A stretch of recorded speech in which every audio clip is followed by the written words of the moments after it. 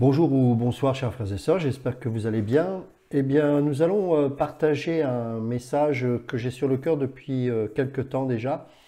Et j'ai laissé ce message de côté le temps de le mûrir, de méditer encore plus en profondeur sur ce sujet. Et s'il y avait un titre à donner concernant ce message, ce serait Quel est ton serpent d'airain?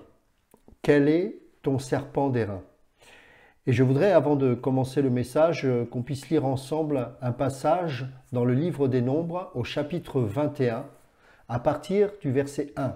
Livre des Nombres, chapitre 21, à partir du verset 1. Donc je lis en version second 21. Le roi d'Arad, un Cananéen qui habitait le sud, apprit qu'Israël venait par la route d'Atarim. Il combattit Israël et emmena des prisonniers. Alors Israël fit ce vœu à l'Éternel. Si tu livres ce peuple entre mes mains, je vouerai ces villes à la destruction. L'Éternel exauça Israël et lui livra les Cananéens. On les voua à la destruction ainsi que leurs villes, et l'on appela cet endroit Horma. Ils partirent du mont Hor par le chemin de la mer des roseaux pour contourner le pays d'Édom. Le peuple s'impatienta en route et parla contre Dieu et contre Moïse. Pourquoi nous avez-vous fait quitter l'Égypte, si c'est pour que nous mourions dans le désert? En effet, il n'y a ni pain, ni eau, et nous sommes dégoûtés de cette misérable nourriture. Alors l'Éternel envoya des serpents venimeux contre le peuple. Ils mordirent le peuple, et beaucoup d'Israélites moururent. Le peuple vint trouver Moïse et dit, « Nous avons péché, car nous avons parlé contre l'Éternel et contre toi. Prie l'Éternel, afin qu'il éloigne ces serpents de nous. » Moïse pria pour le peuple. Et l'Éternel lui dit, « Fais-toi un serpent venimeux. » Alors, il y a d'autres versions, je vais prendre la version Osterwald, je crois. Voilà, c'est plus exact. Il est dit, « Fais-toi un serpent brûlant. » Alors, le mot en hébreu ici, c'est « saraph ». S-A-R-A-P-H. Alors, il signifie bien sûr serpent brûlant. Alors, pourquoi? Parce que tout simplement, le venin provoque une sensation on ressent une sensation de brûlure quand il nous pique. On a vraiment cette sensation-là et c'est terrible. Alors, il a d'autres significations, ce mot. Il peut signifier, suivant les contextes, séraphin avec des ailes ou un dragon toujours volant. Mais là, en l'occurrence, évidemment, c'est un serpent brûlant. Donc, pourquoi il est précisé brûlant? Tout simplement parce que le serpent venimeux, le venin provoque une brûlure à l'intérieur. C'est la raison pour laquelle on le nomme serpent brûlant. Alors, je reviens à la seconde 21. Fais-toi un serpent venimeux et place-le sur une perche. Toute personne mordue qui le regardera aura la vie sauve. Moïse fit un serpent en bronze, en airain, en fait c'est du bronze, et le plaça sur une perche. Toute personne qui avait été mordue par un serpent et regardait le serpent en bronze avait la vie sauve. Alors c'est un passage intéressant. Et quand on regarde cette histoire, on a l'impression que ce serpent d'airain était immédiatement disponible et il suffisait que les Juifs regardent au serpent d'airain pour qu'il soit totalement guéri. Je vous rappelle qu'il a fallu quand même que Moïse fabrique ce serpent d'airain et donc ça prend du temps. Et pendant ce temps-là, il y avait donc les serpents venimeux qui rampaient au sol et qui étaient en train de mordre et d'injecter le venin dans la peau dans le corps des Hébreux et ils mouraient l'un après l'autre. Donc c'était quelque chose de très angoissant. Et donc le temps de fabriquer ce serpent d'airain, il a fallu couler un moule, liquéfier le bronze, le mettre dans ce moule, qu'il sèche et ensuite qu'on le mette sur une perche. Et ensuite, tous ceux qui étaient mordus et qui regardaient au serpent d'airain, au serpent élevé, c'est important le terme élevé, on le verra tout à l'heure, eh bien étaient immédiatement guéris. Alors, Jésus dans l'évangile de Jean, il en fait bien sûr allusion et on va le lire tout à l'heure. Je voudrais avant cela qu'on comprenne bien le contexte de ce passage qu'on vient de lire. Ce peuple a passé son temps à murmurer dans le désert. Et en conséquence de cela, nous le savons, et même Moïse a été impliqué dans cela, ils n'ont pas pu voir le pays promis. Ce sont les enfants, donc la génération d'après, qui pourra profiter de Canaan. Et là encore, ils se plaignent. Alors, ils se plaignent au point même de se plaindre de la nourriture que Dieu donne directement du ciel pour eux. Donc c'est quelque chose d'horrible. Et je voudrais qu'on saisisse quelque chose d'important. Servir Dieu, ce n'est pas servir Dieu pour que nous puissions obtenir quelque chose ici-bas. L'Évangile n'a jamais été à notre disposition pour qu'on ait une vie confortable et qu'on puisse se profiter de la vie et de plein de choses. Ça, les païens peuvent l'avoir également en travaillant, etc. Alors évidemment, il peut y avoir les incidences de la vie et puis le diable qui fait les choses, qui fait que parfois les vies sont brisées, etc. Je parle pour les non-chrétiens. Mais il faut reconnaître qu'il y a des chrétiens qui sont certainement plus malheureux que des païens. Donc le sujet n'est pas là. Et c'est la raison pour laquelle il y a tellement de chrétiens qui tombent et il y a tellement de chrétiens qui justement se désespèrent, se découragent parce qu'on ne leur dit pas la vérité, parce qu'on ne leur présente pas le véritable évangile. Vous savez, Dieu a voulu se révéler et en voie de conséquence, bien sûr, ce peuple-là était béni pour avoir reçu la révélation de ce Dieu unique, mais le but de ce Dieu unique, c'était pas qu'il soit heureux sur cette terre. Bien sûr que c'était une des conséquences de la bénédiction avec Dieu. Mais ce n'était pas le but ultime. Et c'est très important de comprendre cela parce que après nous allons pouvoir comprendre en quoi le serpent d'airain est devenu justement un objet d'idolâtrie. C'est que tout ce que Dieu nous donne ne doit pas être placé comme un serpent d'airain par la suite. Et la priorité, c'est de chercher ce qui est élevé. Je voudrais qu'on prenne l'évangile de Matthieu au chapitre 6 et qu'on le lise ensemble. Il est dit à partir du verset 19, « Ne vous amassez pas des trésors sur la terre, où la teigne et la rouille détruisent et où les voleurs percent et dérobent. » J'ai vu des gens qui, à juste titre, citaient ce passage pour dire qu'on ne doit pas s'attacher à l'argent. Et bien sûr, en réaction, et beaucoup de pasteurs sont focalisés sur la bénédiction matérielle et se disent « oui, mais ce n'est pas incompatible avec la richesse ». Je me demande s'ils lisent correctement les passages. Le problème, ce n'est pas d'être riche ou de ne pas être riche. Le sujet n'est pas là. Le sujet, c'est l'élévation de Christ. C'est avoir la tête et les yeux fixés vers le ciel. Et dans tous les évangiles, dans tout l'évangile, dans toutes les Écritures, en fait, la priorité de Dieu, c'est de manifester de sa gloire, bien sûr de nous sauver, mais de nous sauver pour que nous puissions avoir un regard porté vers le ciel, vers l'espérance, vers l'éternité, vers quelque chose de bien meilleur que ce que nous pouvons obtenir ici-bas, quand bien même Dieu nous bénit, quand bien même Dieu peut nous donner des bonnes choses, il y a quelque chose de bien plus grand qui nous attend. Malheureusement, vous avez des croyants du ventre, c'est-à-dire des gens qui ont vite oublié d'où ils sont venus et que le Seigneur les a sortis d'une situation difficile. Et avec le temps, ils se sont tournés vers les choses matérielles et ils ont pris Dieu pour quelqu'un qui allait pouvoir les bénir, entre guillemets, matériellement ou d'une autre manière, mais d'une manière toujours terrestre, qui fait qu'ils perdent la vision et qu'à un moment donné, eh bien, ils vont forcément être déçus. Pourquoi? Parce que Dieu n'est pas là pour être une banque, pour être une assurance. La foi, c'est pas ça. La foi, elle est toujours liée à la parole. Romains chapitre 10, verset 17 nous précise que la foi vient de ce que l'on entend et ce que l'on entend vient de la parole de Dieu. Et la parole de Dieu, c'est d'abord une personne, c'est Jésus. C'est bien sûr, on le lira dans Jean chapitre 3, ce serpent d'airain qui a été élevé et qui est une typologie qui nous représentait Christ, celui en qui nous ne sommes plus sous le jugement et sous la colère et sous l'emprise du malin, mais que nous avons reçu la guérison, la délivrance et le salut au travers de la mort à la croix de notre Seigneur Jésus-Christ et bien sûr sa résurrection. Car s'il n'était pas ressuscité, il n'y aurait pas eu de victoire. Or là où il y a résurrection, il y a la victoire sur la mort, sur le péché, sur toutes ces choses-là. Et donc Jésus quand il fait ce sermon sur la montagne, il est en train de leur montrer l'élévation.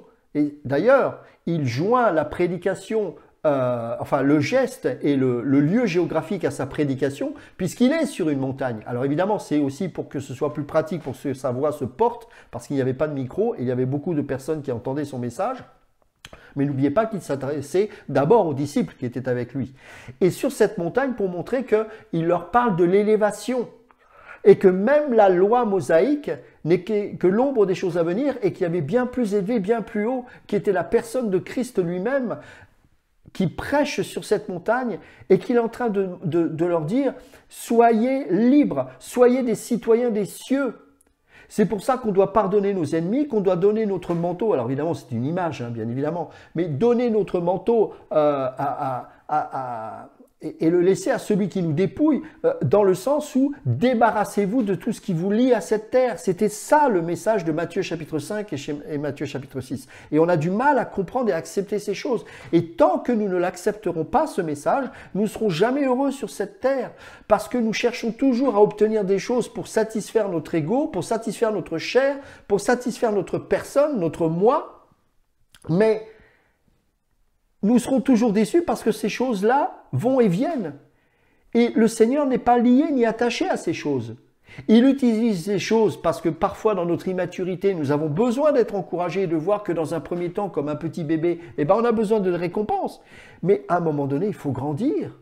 Et quand la persécution va venir, on va être surpris parce que on va perdre toute notre petite sécurité misérable alors que nous avons reçu une espérance bien plus grande.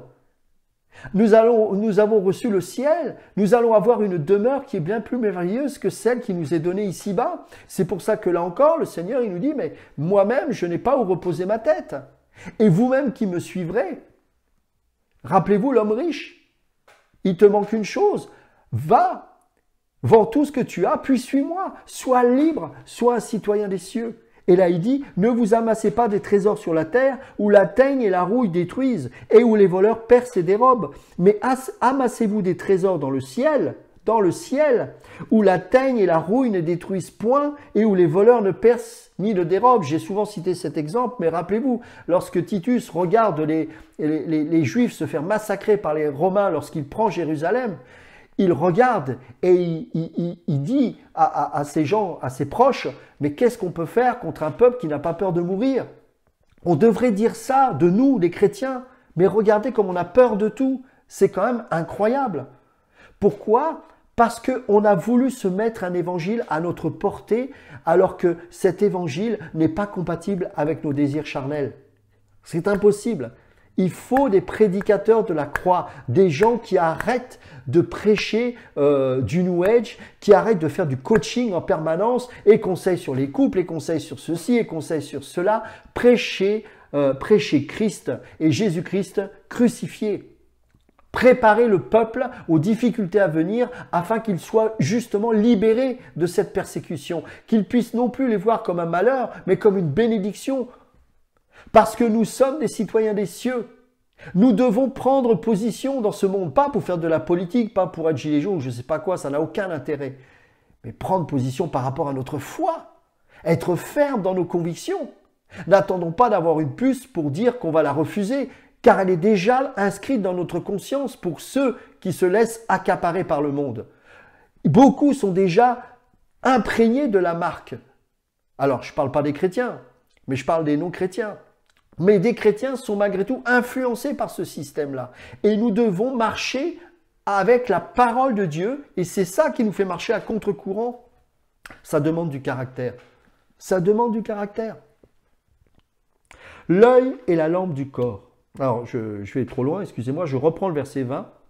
Mais amassez-vous des trésors dans le ciel, où la teigne et la rouille ne détruisent point, et où les voleurs ne percent ni ne dérobent. Car là où est ton trésor, là aussi sera ton cœur. Mais oui. Eh oui. L'œil est la lampe du corps, l'œil qui nous permet de voir le ciel. Si ton œil est en bon état, tout ton corps sera éclairé. Mais si ton œil est en mauvais état, tout ton corps sera dans les ténèbres. Si donc la lumière qui est en toi est ténèbres, combien seront grandes ces ténèbres? Nul ne peut servir deux maîtres, car ou il haïra l'un et aimera l'autre, ou il s'attachera à l'un et méprisera l'autre. Vous ne pouvez servir Dieu et Mammon. C'est pourquoi je vous dis, ne vous inquiétez pas pour votre vie de ce que vous mangerez, ni pour votre corps de quoi vous serez vêtu. La vie n'est-elle pas plus que la nourriture, et le corps plus que le vêtement? Regardez les oiseaux du ciel, ils ne sèment ni ne moissonnent, et ils n'amassent rien dans des greniers, et votre Père céleste les nourrit. Ne valez-vous pas beaucoup plus qu'eux? Qui, par ses inquiétudes, peut ajouter une coudée à la durée de sa vie? Et pourquoi vous inquiétez au sujet du vêtement? Considérez comment croissent les lys des champs. Ils ne travaillent ni ne filent. Cependant, je vous dis que Salomon, même dans toute sa gloire, n'a pas été vêtu comme l'un d'eux. Si Dieu revêt ainsi l'herbe des champs qui existe aujourd'hui et qui demain sera jetée au four, ne vous vêtira-t-il pas plus à plus forte raison, gens de peu de foi? Ne vous inquiétez donc point et ne dites pas « Que mangerons-nous? Que boirons-nous? De quoi serons-nous vêtus ?» Car toutes ces choses, ce sont les païens qui les recherchent. Votre Père céleste sait que vous en avez besoin. Cherchez premièrement le royaume et la justice de Dieu, et toutes ces choses vous seront données par-dessus. Ne vous inquiétez donc pas du lendemain, car le lendemain aura soin de lui-même. À chaque jour suffit sa peine. Alors beaucoup de gens comprennent Matthieu 6, 33, là encore, comme une bénédiction matérielle. Si je veux être béni ici-bas, il faut d'abord que je cherche premièrement le royaume de Dieu. On n'a rien compris. Cherchez premièrement le royaume de Dieu et moi je m'occupe du reste de manière à ce que vous ne soyez pas préoccupés par des choses ici-bas. C'est ça que ça veut dire. Ça ne veut pas dire que vous ne devez plus travailler, ça ne veut pas dire que vous ne devez plus rien faire. Vous devez faire les choses. Mais dans votre cœur, vous devez être attaché au Seigneur et attaché au ciel et ne pas être dépendant dans votre caractère et dans votre façon de prendre des décisions des choses ici-bas. Donc ça ne veut pas dire je regarde les cieux vers le ciel pour avoir une bénédiction terrestre. C'est concentrez-vous sur les choses me concernant, sur le ciel, sur Jésus-Christ et Jésus-Christ crucifié et ressuscité le troisième jour. Et pendant ce temps-là, si vous faites ce que vous avez à faire ici-bas, évidemment, correctement, je vous bénirai de manière à ce que vous soyez préoccupés par ces choses-là. Mais il y a des gens qui sont suffisamment mûrs pour manquer de certaines choses et continuer à louer le Seigneur malgré tout. Et ça, c'est un signe de discipulat, c'est un signe de maturité. Ça montre qu'on n'a plus besoin d'être charnel au point de vouloir être attaché à des choses ici-bas pour continuer à le louer. Il faut grandir. Moi, personnellement, je suis fatigué de voir tous ces pasteurs, beaucoup d'origine africaine d'ailleurs, ou américains. Alors, c'est les Américains qui ont amené ça en Afrique. Maintenant, on va même dans les pays persécutés pour leur amener des bêtises et des sottises du genre il ne t'arrivera rien, tu seras la tête et non la queue, tu vas être béni, je déclare la richesse sur ta vie. Mais c'est pas l'évangile, ça. Prêchez-moi Jésus, prêchez-moi le ciel, prêchez-moi la Jérusalem céleste. Comment voulez-vous que les païens se tournent avec un évangile aussi minable, aussi bas de gamme? C'est pas l'évangile, ça. Nous devons prêcher le Seigneur. Comment voulez-vous qu'on ait envie d'aller au ciel, à rester tout le temps attaché à cette terre et à vouloir obtenir les choses que nous n'aurons d'ailleurs peut-être même jamais, et donc nous aurons passé toute notre existence à essayer d'avoir des choses que nous n'avons pas. Par contre, vos pasteurs, ça vous les enrichissez bien. Eux, ils les ont. Et vous restez toujours aussi pauvres. Vous n'avez rien compris à l'évangile. L'évangile n'est pas là pour remplir ton ventre. Dieu pourvoit, mais il ne pourvoit pas pour que ce pourvoiement devienne, je ne sais pas si ça se dit, mais devienne ton Dieu. C'est ça notre problème. C'est ça le serpent d'airain. Dans 2 Rois chapitre 18, on va le lire, verset 4. 2 Rois chapitre 18, verset 4. Regardez ce qu'a fait le roi Ézéchias. La 3e année d'Osée, roi d'Israël, Ézéchias, fils d'Akaz, roi de Juda, commença à régner. Il était âgé de 25 ans quand il commença à régner. Et il régna 29 ans à Jérusalem. Sa mère s'appelait Abi. Elle était fille de Zacharie. Il fit ce qui est droit aux yeux de l'Éternel, selon tout ce qu'avait fait David son père. Il ôta les hauts lieux. Il mit en pièces les statues. Il abattit les images d'Achéra. Et il brisa le serpent d'airain que Moïse avait fait. Alors là, excusez-moi, je lis la version Osterwald. De temps en temps, je change un peu les versions pour que, voilà, on ne soit pas habitué toujours avec les mêmes mots. Il abattit les images d'Achéra et brisa le serpent d'airain. Donc dans la seconde 21, il mit serpent de bronze, mais c'est la même signification, que Moïse avait fait, parce que jusqu'à ce jour-là, les enfants d'Israël lui faisaient des encensements et on le nommait Nehushtan. Nehushtan. Ézéchias brisa le Nehushtan, c'est-à-dire le serpent d'airain, fabriqué par Moïse dans le désert. Parce que Judas s'était mis à lui rendre un culte. Vous vous rendez compte? Alors peut-être, d'ailleurs, sous l'influence de la religion cananéenne, qui considérait comme les serpents comme un signe ou comme des symboles de fertilité, en fait. Peut-être que c'était sous cette influence-là. Toujours est-il qu'ils l'ont fait. Regardez ce que dit Jésus au sujet du serpent d'airain. Regardez. Ça doit nous parler, mes amis. C'est fatigant de voir tous ces chrétiens dépenser autant d'énergie pour être heureux sur cette terre. Et pendant ce temps-là, ils ne le sont pas, parce qu'ils n'ont pas la paix de Christ, ou ils ne la cultivent pas en eux, pour ceux qui sont véritablement enfants de Dieu. Ils ont besoin de cultiver cette paix en dehors du temps et des circonstances. Dieu est un Dieu qui nous donne des choses qui ne s'altèrent pas avec le temps et qui ne diminuent pas en fonction de la bénédiction terrestre que nous pouvons avoir. Non, Dieu est le même et ce qu'il nous donne ici nous détache de cette terre. Bien sûr que nous travaillons, bien sûr que nous devons aller vers l'excellence. Pour ceux qui me connaissent, vous savez que j'encourage à ça. Le souci n'est pas là, mais ma finalité n'est pas ça. Je ne dois pas faire de ce serpent d'airain qui a été une bénédiction pendant un temps comme un but, alors que ce n'était qu'un moyen. Jean chapitre 3. Que nous dit notre merveilleux maître? Jean chapitre 3, et on va prendre... On va prendre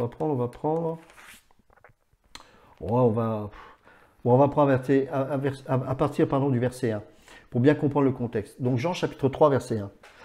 Mais il y eut un homme d'entre les pharisiens nommé Nicodème, un chef des Juifs qui vint, lui, auprès de Jésus de nuit et lui dit, « Rabbi, nous savons que tu es un docteur venu de Dieu, car personne ne peut faire ces miracles que tu fais si Dieu n'est avec lui. » Pardon. Jésus lui répondit, « En vérité, je te le dis, si un homme ne naît de nouveau, il ne peut voir le royaume de Dieu. » Nicodème lui dit, « Comment un homme peut-il naître quand il est vieux? Peut-il rentrer dans le sein de sa mère et naître ?» Jésus répondit, en vérité, je te le dis, si un homme ne naît d'eau et d'esprit, il ne peut entrer dans le royaume de Dieu. Ce qui est né de la chair est chair, et ce qui est né de l'esprit est esprit. Ne t'étonne pas que je t'ai dit, il faut que vous naissiez de nouveau. Le vent, alors en fait, c'est naître d'en haut. D'en haut. Pas d'en bas, d'en haut. Le vent souffle. Il y a des gens qui vont témoigner. Je bénis Jésus parce qu'il m'a sauvé de la maladie. Et alléluia, c'est un vrai miracle et merveilleux. Mais que ça ne s'arrête pas là. Il te bénit d'une manière infantile parce que tu es encore un bébé, parce que tu ne connaissais pas le Seigneur et que tu avais besoin de voir un aspect de Dieu. Mais que ça ne devienne pas pour toi un serpent d'airain au point où que ta guérison, ça s'arrête là, que tu sois toujours focalisé sur ton bonheur physique ou matériel ou financier ou moral. Naître d'en haut, c'est naître des choses d'en haut qui ne viennent pas qui ne sont pas le fruit d'un effort humain. Le vent souffle où il veut et tu en entends le bruit, mais tu ne sais d'où il vient ni où il va. Il en est ainsi de tout homme qui est né de l'esprit. Nicodème lui dit, comment cela peut-il se faire? Jésus lui répondit, tu es le docteur d'Israël et tu ne sais pas ces choses. En vérité, je te le dis, nous disons ce que nous savons et nous rendons témoignage de ce que nous avons vu et vous ne recevez pas notre témoignage. Si vous ne croyez pas quand je vous ai parlé de choses terrestres, comment croirez-vous quand je vous parlerai des choses célestes? Personne n'est monté au ciel si ce n'est celui qui est descendu du ciel. Quand je vois tous les charismatiques pentecôtistes toujours en train de se réunir dans des endroits pour chercher sa guérison, alors qu'on a 10, 15, 20 ans de conversion. À côté de ça, vous avez des prédicateurs de la croix, des messagers, quand ils se réunissent. Des gens comme Paul Washer, ils n'arrivent même pas à rassembler dans une salle 300 personnes.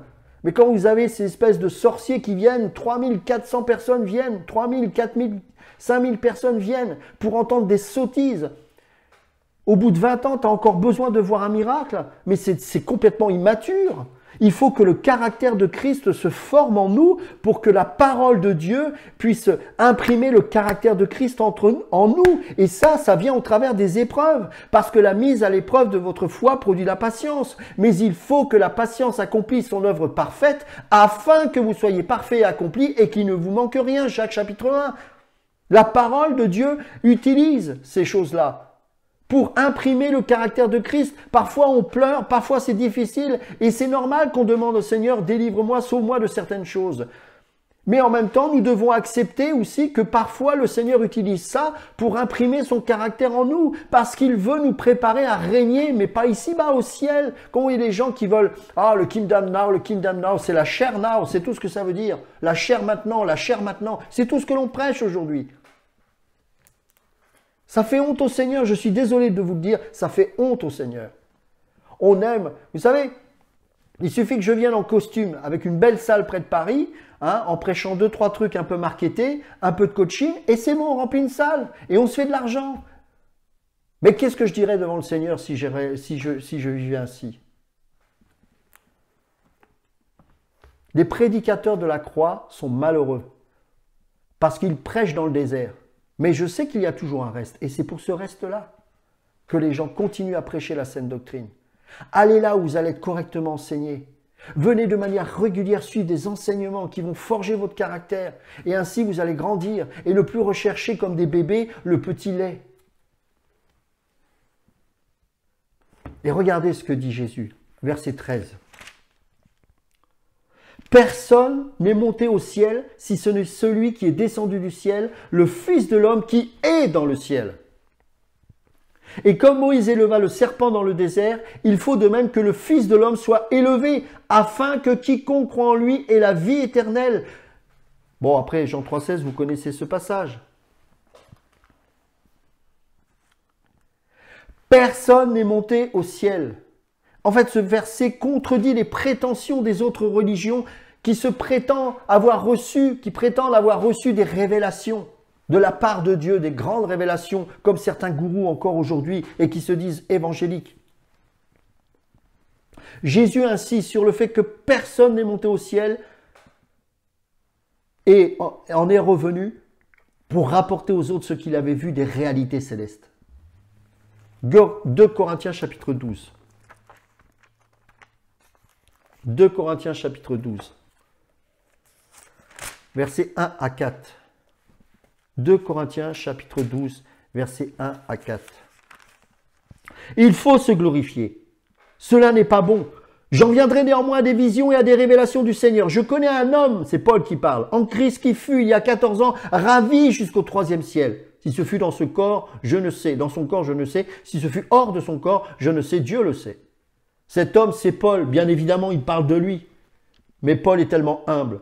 Et je sais que cet homme, si ce fut dans son corps, ou sans son corps, je ne sais, Dieu le sait, fut enlevé dans le paradis, et qu'il entendit des paroles merveilleuses qu'il n'est pas permis à un homme d'exprimer. Je me glorifierai d'un tel homme, mais de moi-même je ne me glorifierai pas, sinon de mes infirmités. Si je voulais me glorifier, je ne serais pas un insensé, car je dirais la vérité, mais je m'en abstiens, afin que personne n'ait à mon sujet une opinion supérieure à ce qu'il voit en moi, ou à ce qu'il entend de moi. Waouh! Ça manque, des hommes comme ça. Ça manque, mes amis. Ah, ben évidemment, on aime tellement être populaire. C'est ça notre problème. Jésus a toujours prêché le ciel, le ciel, le ciel, le ciel. Parce qu'il possédait sa résidence permanente dans le ciel avant son incarnation. Et par conséquent, il est le seul à pouvoir prétendre détenir la vérité concernant la sagesse divine. La sagesse divine. Proverbe chapitre 30. Verset 4. Qui est monté aux cieux et qui en est descendu? Qui a recueilli le vent dans ses mains? Qui a serré les eaux dans son vêtement? Qui a fait paraître les extrémités de la terre? Quel est son nom et quel est le nom de son fils? Le sais-tu? Oh, mes amis. Regardez. Jésus a préparé ses disciples qui ne comprenaient pas encore les choses. Il est préparé au ciel. Jean chapitre 8, verset 28. Jean chapitre 8, verset 28. Jésus leur dit donc, « Quand vous aurez élevé le Fils de l'homme, alors vous connaîtrez ce que je suis. Et je n'ai fait rien de moi-même, et que je n'ai rien fait de moi-même, mais que je parle selon ce que le Père m'a enseigné. Celui qui m'a envoyé est avec moi, il ne m'a pas laissé seul, parce que je fais toujours ce qui lui est agréable. » Jean chapitre 12, versets 32 à 34. Écoutez ça. Et moi, quand j'aurai été élevé de la terre, j'attirerai tous les hommes à moi. Et parlant ainsi, il indiquait de quelle mort il devait mourir. La foule lui répondit, nous avons appris par la loi que le Christ demeure éternellement. Comment donc dis-tu, il faut que le Fils de l'homme soit élevé? Qui est ce Fils de l'homme? Jean chapitre 18, versets 31 et 32. Sur quoi Pilate leur dit, prenez-le vous-même et jugez-le selon votre loi. Les Juifs lui dirent, il ne nous est pas permis de mettre quelqu'un à mort. C'était afin que s'accomplisse la parole que Jésus avait dite lorsqu'il indiqua de quelle mort il devait mourir. Heureusement qu'il est mort pour nous, n'est-ce pas? Dans l'évangile de Jean, il y a une dizaine d'expressions, enfin, il y a une dizaine de références à la vie éternelle. Et dans le Nouveau Testament, il y en a une cinquantaine. Donc c'est vraiment une expression clé. Mais la vie éternelle, ça ne désigne pas seulement une vie qui ne s'arrête plus ou d'une longueur infinie. Mais c'est une vie d'une qualité supérieure. C'est ça que ça veut dire. Littéralement, il faudrait dire la vie de l'âge à venir. C'est-à-dire qu'il nous attend une autre vie, une vie de l'âge à venir. Oui, nous vivons ici-bas déjà la vie éternelle. D'accord? Mais cette vie céleste nous est réservée, une autre vie, une vie de qualité supérieure. Donc, être heureux et satisfait globalement ici, c'est possible si on l'est en Christ. Mais si c'est simplement parce que Dieu nous bénit, on n'a rien compris. Parce que nous avons une destinée avec une vie éternelle qui nous est réservée, qui est de qualité supérieure, une vie supérieure, de qualité supérieure. Et cette vie éternelle nous renvoie à la résurrection et à l'existence céleste dans la gloire et la sainteté parfaite. C'est la vie de Dieu aussi dans chaque croyant qui ne sera rendue complètement manifeste qu'à la résurrection des morts, bien évidemment. Lisons ensemble Romains chapitre 8. On va prendre à partir du verset 19 jusqu'au verset 23. Et ce n'est pas elle seulement, mais nous aussi qui avons les prémices de l'Esprit, nous soupirons en nous-mêmes en attendant l'adoption, la rédemption de notre corps. Et Philippiens chapitre 3, versets 20 à 21. Philippiens chapitre 3, versets 20 à 21. Mais nous sommes citoyens des cieux, d'où nous attendons aussi comme sauveur le Seigneur Jésus-Christ, qui transformera le corps de notre humiliation en le rendant semblable au corps de sa gloire par le pouvoir qu'il a de s'assujettir toutes choses. Pendant que je priais ce matin, je méditais sur ce que le Père, au travers de son Fils, nous avait donné. Et je méditais sur ce que nous allons vivre au ciel. Alors c'est compliqué, on ne sait pas exactement de quoi il en est. Même si la parole nous en parle quand même pas mal. Mais je sais une chose. Ici-bas, je ne peux pas dire qu'on m'ait fait beaucoup de cadeaux dans ma vie. Surtout depuis que je sers le Seigneur.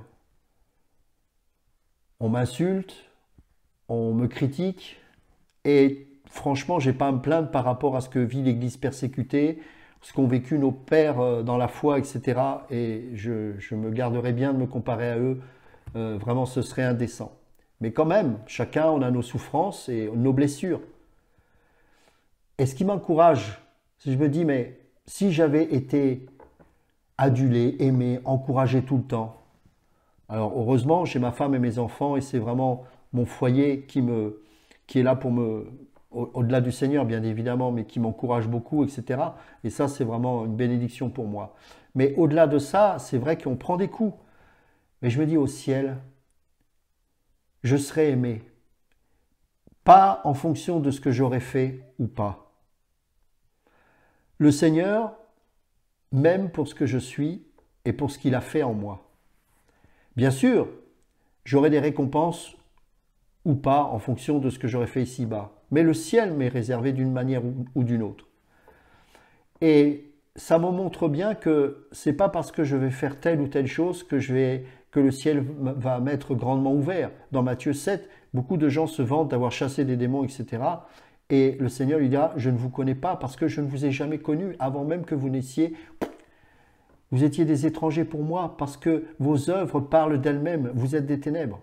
Mais nous qui sommes enfants de Dieu, bien sûr, nous faisons des choses ici-bas, mais pas pour obtenir le ciel. C'est parce que nous avons reçu le Seigneur. Et en retour, comme un acte d'adoration, nous œuvrons en fonction des dons que Dieu nous a donnés. Et quand nous allons aller au ciel, le Seigneur va nous aimer tout simplement. Et j'étais là en train de méditer, mais il n'y aura plus d'amour conditionnel. Fais ceci et tu auras un salaire. Fais ceci et je t'aimerai. Fais ceci ou tu auras ton repas. Fais ceci ou je sais quoi. Non, nous allons être enfin aimés comme nous le désirions. Vous savez, tout petit, j'ai toujours cherché cet amour. Et mes parents ne pouvaient me donner que ce qu'ils pouvaient me donner en tant qu'être humain. Et j'ai été bien aimé, j'ai eu des parents formidables. Mais au fond de mon cœur, il y avait cette soif de vouloir être aimé plus que ça. En disant, mais est-ce qu'il existe quelqu'un qui est capable de m'aimer, même si je suis la pire des crapules? Et tous qui avons entendu ce message, nous avons reçu et entendu et compris cet amour inconditionnel de Dieu qui consiste à recevoir un amour qui ne dépend pas de ce que nous faisons, mais qui dépend de l'amour de Dieu lui-même. Nous l'aimons parce qu'il nous a aimés le premier, nous dit la parole. Eh bien, le ciel, pour moi, c'est ça. C'est pas avoir une richesse ici-bas. Ma femme avait composé un chant, elle disait que même si le ciel ne m'était pas promis, être au pied de la croix ici-bas, à tes pieds, cela me suffit. Et j'ai dit, mais chérie, c'est exactement ce que j'ai dans le cœur. Et on n'avait même pas parlé ensemble au sujet de ce chant. Elle avait reçu ça comme une inspiration.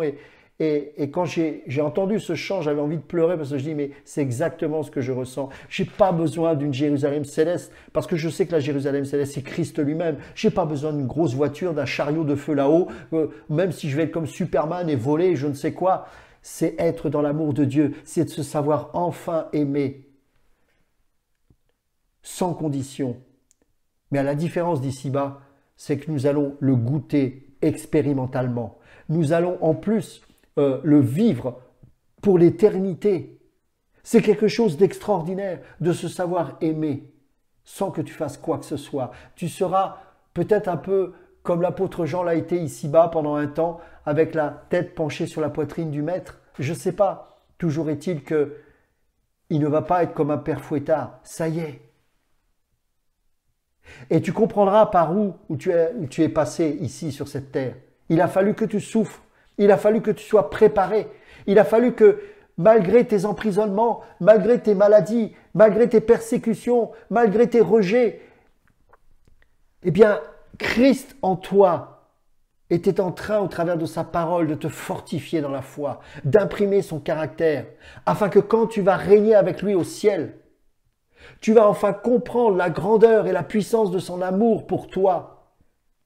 Tu comprendras que même si tu ne comprenais pas ici-bas, tu disais, mais Dieu, où es-tu? Tu comprendras alors là-haut combien tu as été aimé malgré cela et qu'il était simplement en train de te préparer, de préparer ton cœur à te laisser aimer de Dieu.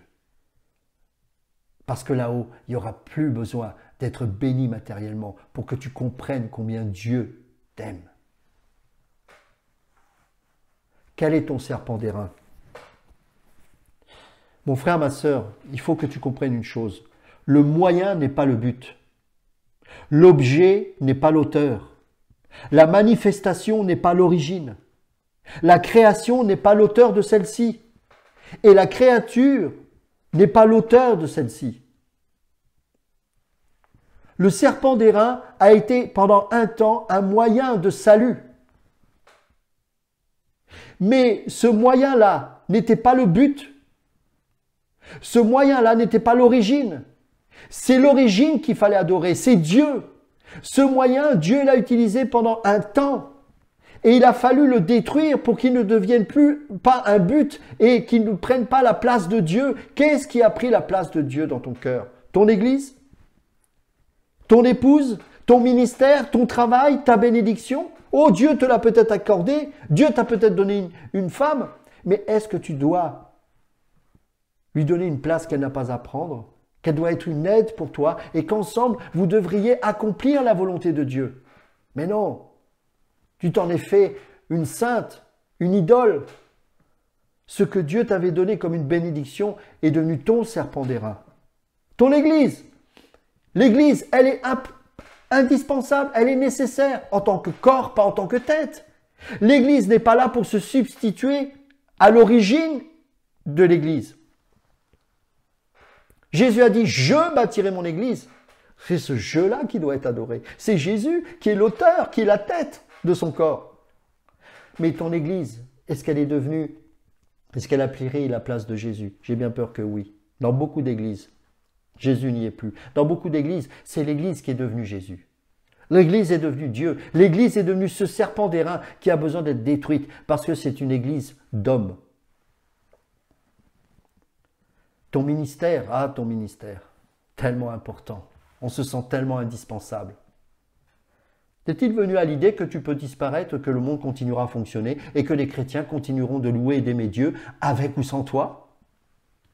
C'est difficile d'entendre ça parce que ton ministère est devenu ton serpent d'airain. Ton travail, jour et nuit, je dois travailler. Ta bénédiction, je suis une star, je suis journaliste, je suis chrétienne, mais tous les médias m'acclament. Ça existe des chrétiens comme ça. Si tu es détaché, que tu continues à œuvrer dans ces choses-là, grande maturité, bravo. Là, continue. Mais sonde ton cœur. Laisse l'Esprit de Dieu te sonder. Ne serait-ce pas un serpent d'airain? Chacun, moi le premier, je ne suis pas meilleur. Je dois demander au Seigneur, où sont mes serpents d'airain afin que je le détruise. Ce qui a été une bénédiction de Dieu ne doit pas devenir un objet d'idolâtrie, car ce n'était qu'un instrument entre les mains de Dieu. Je préfère adorer l'auteur et le fabricant de cet instrument que l'instrument lui-même. Je préfère louer l'auteur de la bénédiction que la bénédiction elle-même. Oh, beaucoup de chrétiens vous diront, mais je fais pareil. Mais dans leurs actes, vous voyez qu'ils transpirent parce qu'ils ont tellement peur de perdre leur serpent d'airain. Préparons-nous à la tribulation. Préparons-nous, comme nos frères de l'Église persécutés aujourd'hui, à nous préparer pour le ciel, à goûter dès maintenant le caractère de Christ qui doit se développer par la parole de Dieu qui vit en nous. Cette foi ne consiste pas à avoir des bonnes choses. Oui, j'y mets la foi, je crois que je vais avoir un métier, je crois que c'est pas ça la foi, ça c'est la sorcellerie. La foi, elle est liée à la doctrine. Qu'est-ce que Dieu pense sur tel sujet? Qu'est-ce que Dieu pense sur tel sujet? Sur l'homme, sur la femme, sur le couple, sur les enfants. Qu'est-ce que Dieu me prépare? Quel est le but de ma vie? Pourquoi suis-je là ici-bas? Et si je suis né de nouveau, qu'est-ce que j'ai fait de ma vie avec Dieu et pour Dieu? Il faut se poser les bonnes questions. Et si vraiment on a compris que nous sommes des citoyens des cieux et que nous devons nous préparer en tant que tels, alors vous allez voir que toutes ces persécutions, nous les considérerons comme passagères et comme un moyen de nous rapprocher plus vite du Maître. Que Dieu vous bénisse et à bientôt pour un prochain message.